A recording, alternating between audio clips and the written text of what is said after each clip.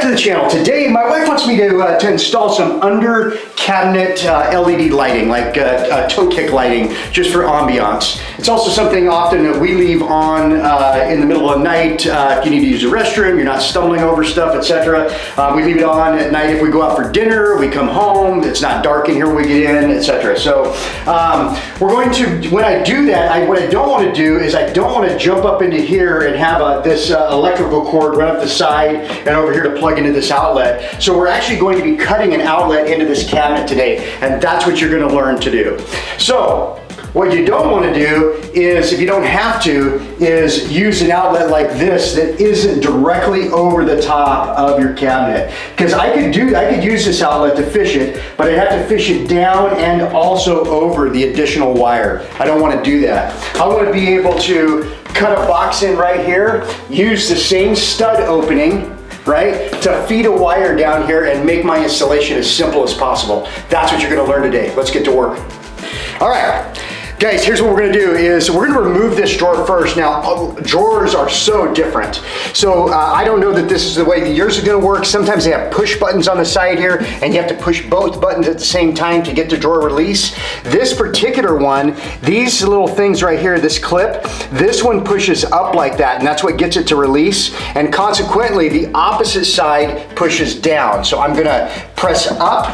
And if you look at this one real quick, this one is so tight to this door because of the molding here that it takes me everything I got just to squeeze my hand inside. So that's all I can fit is just my fingers. So what I'm gonna do is start on this side. So I pull that drawer out as far as it goes. This one I can tell pushes down. And so I push that one down to start. And then this one here actually pushes up. And so I pull it out as far as it goes, and then I push up, and that's actually what releases the drawer. Now, whenever I'm working inside something like this, I always like to have a pillow to make it comfortable. All right, next step, let's go to work. Okay guys, so next step is I want to know what side the stud is on, just so I know like where my play is. You know, if I need to move it inside a little bit once I get down inside the cabinet, I don't want to mess with the stud too much. I don't want to be too close to the stud because that's not how this box works. And so what I want to do is see if this is a stud right next to it. So I use my stud finder and I just move over and I don't get any tone. Let's try the other side. There it is. So the stud's on this side here. So if you've seen my other videos, you know that sometimes I just knock and I can tell that this one's solid, that one's hollow. All right, next step. Okay guys, next step is we're gonna find out where this box lies. And so we measure that. And so from the mirror, the box is 14 and 5/8 to the box. 14 and 5/8 to the box. Now this mirror is 1/4 inch. This cabinet here is actually 3/4 of an inch. So you can imagine that this cabinet actually sits someplace right in here, probably this far inside.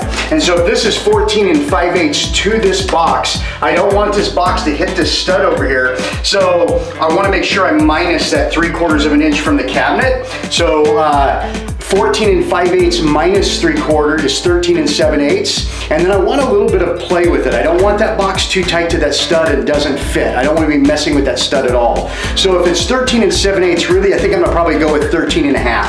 And so now I'm gonna mark that down below. So I'm gonna crawl down underneath here. I'm gonna keep it off of the base of the cabinet, and I'm gonna go 13 and a half to the box. So that's to the edge of the box now. And if you wanted even more slack in it, you could absolutely do that. You could set this thing over 3 inches because there isn't a stud in between here. You could set it over even more if you wanted to. But I'm gonna put the edge right here so it's nice and close for me. Okay guys, next we need to know what our box measures because I'm gonna be laying this box out down here now. So this box measures height-wise, which is the important one. And let me show you why it's important. This has tabs at the top, but there is no tabs on the side. So the tabs basically on the side could be as sloppy as they want. You can make that a little extra big, but you cannot make the up and down big because of these tabs right here. Those have to be pretty much dead on, okay? So let's measure the height. This is the one that's really critical, and that is 3 3/4 tall. I'm measuring from here to here. That's the biggest portion of this box minus the tabs. So 3 3/4. The width is 2 1/4. Okay, so we're gonna lay that out below. So I'm gonna mark the edge of this box. I've got a small level here with me. There's my first edge of that. All right, 3 3/4 tall and 2 1/4 wide. Now I just need to make one level mark on the bottom of this. So I'll take the very bottom of it, I'll make one level mark, and then I will measure the top again to the 3 1/4, I believe it was. All right. If you've seen some of my other videos, I always like to square things just to see that I'm close. On a box like this, does it matter that much? Probably not, but this is how you square something.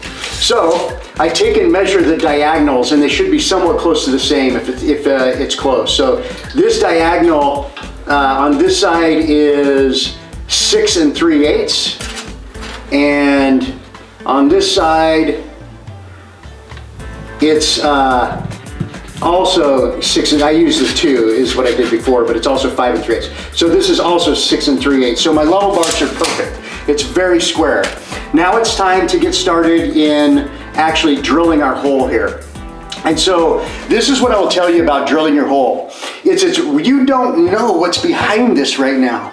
This could be wires back here, it could be plumbing back here, and so I'm always very careful when I go to drill this first hole. You'll see me quite often, I'll drill even a smaller hole. But for me, I'm gonna use an 1 1/8 bit to start. And when I use this 1 1/8 bit, you can literally drill it anywhere in here. If you've got a jigsaw to finish your cuts, great. I don't have one of those down here in Arizona, it's back home in Oregon. And so I'm actually gonna use a Sawzall. And so I'm using a bigger hole because I'm gonna use a finger to kind of feel around to see if there's any wires in there.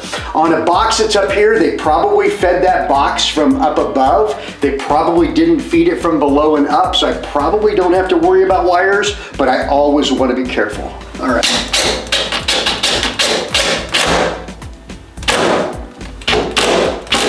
I'm now through the actual cabinet. Now I'm into drywall. I don't feel any wires, but I'd like to feel just a little bit deeper as well. Sometimes I actually do it with a drill. I'll stick my drill in like this and I'll just move the drill around to see if it catches on anything. It's not catching on a single thing. Doesn't feel like there's any insulation in it as either, so it's not insulated. So I think we're good to go.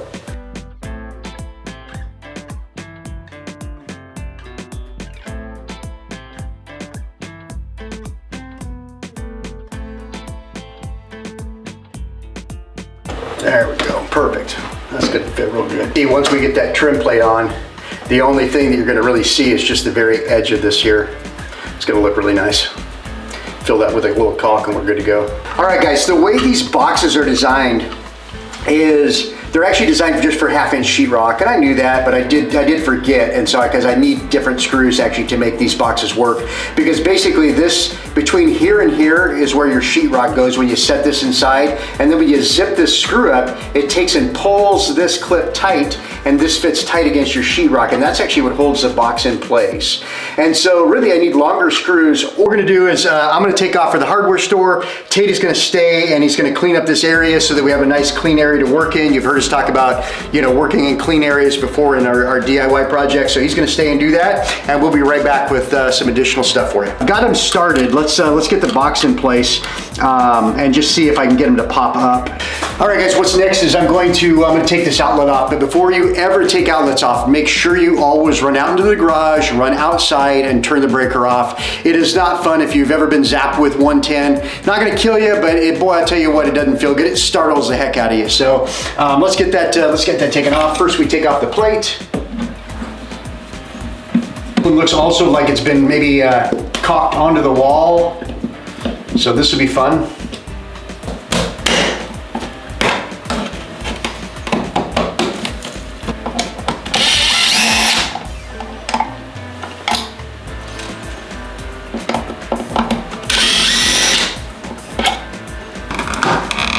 Looks like there's a little bit of slack in there for me, and I haven't actually tried just to stuff the wire down in there. I think I'll do that now just to see if I can get it.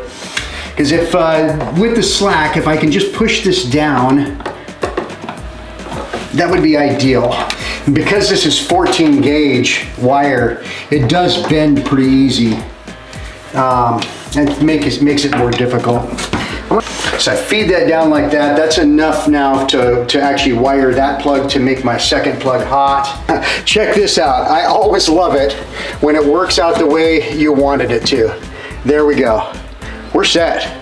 Let's get to work. Guys, now that we have fed the wire from our existing plug to our new plug, I wanted to touch base on how I measured it. So whatever the measurement is from maybe say the top to the bottom of the other one, add at least 12 inches to it. And if you want to add 18 inches to that measurement, that's even better. You can see I just barely have enough here. I barely have enough there. I've done this a few times, so I know what it takes to make it work.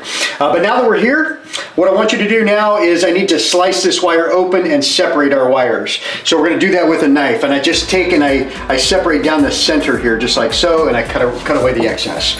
So it looks like this.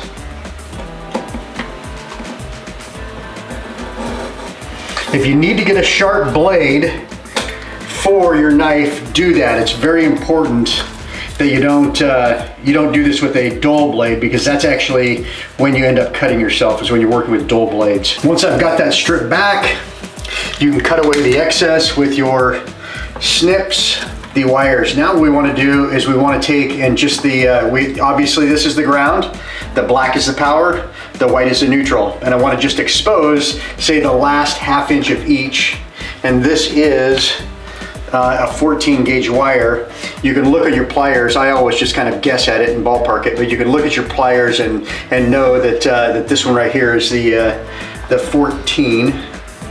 Once they're separated, what I want you to do now is add these to your existing. So obviously your ground will go here, just like so. So I'll undo this ground like so. That ground to it.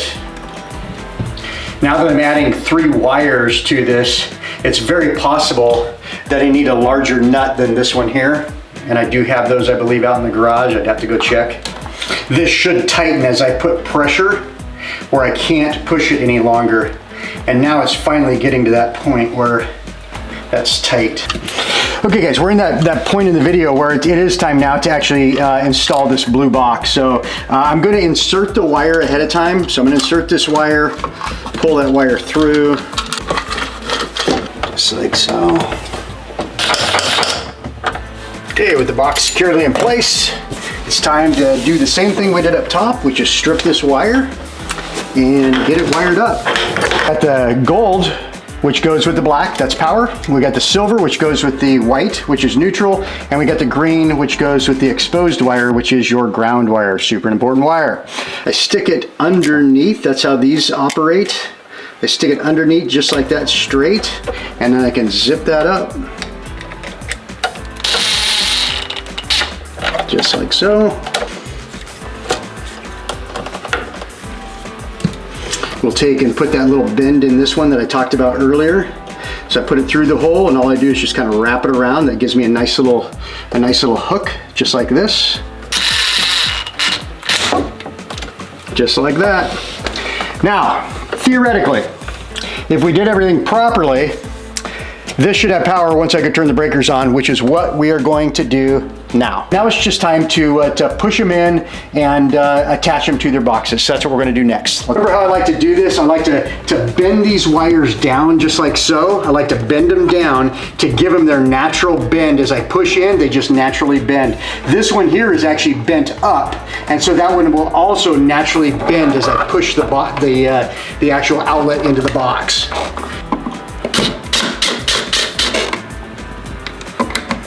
It has only one set of wires in it, and when you only have one set of wires, they're so much easier. All right, this is that point where now we'll pop back outside before I actually put the plates on. We'll pop outside and we will double check that both outlets are still working. Let's do it. Okay guys, as you see, we have put the plates on, plate here, plate below right here. And What's really cool about our channel is what's important about our channel is that it's real. Like, I don't sugarcoat things. I'm not happy that this plate here is smaller than the other plate when we did the swap. So I will have to add a bead of caulking. I'll have to do some touch-up paint, etc. And same for that area that we drilled and hit the stud where I had to move that box over in the beginning of the video. I've got some touch-up caulking to do down there as well. But that literally is the way that DIY goes. When you jump into these things, a lot of times you have really no idea how it's going to turn out. It's about doing things on the fly and getting things fixed. And that's what we did today. We appreciate you tuning in. Thank you so much. Like and subscribe if you liked the video, and then stay tuned for 2 weeks from now. I'm going to actually be doing the LED stripping along the bottom. We're going to get that to glow at the bottom. So I can't wait to get that done. So thanks again. Thanks for tuning in. Have a good one.